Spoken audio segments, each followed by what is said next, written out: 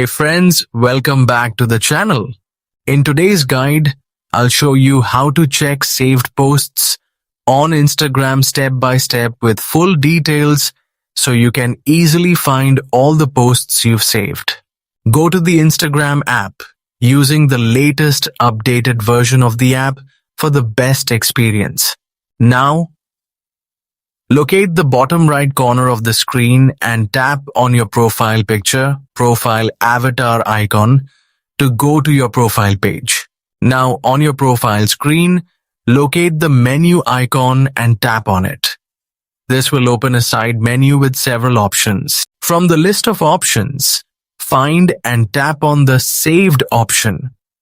After tapping it, you will see all the posts, reels, and videos you have saved. Instagram also allows you to organize saved posts into different collections if you created any. If you found this tutorial helpful, please like, share, and subscribe for more helpful guides.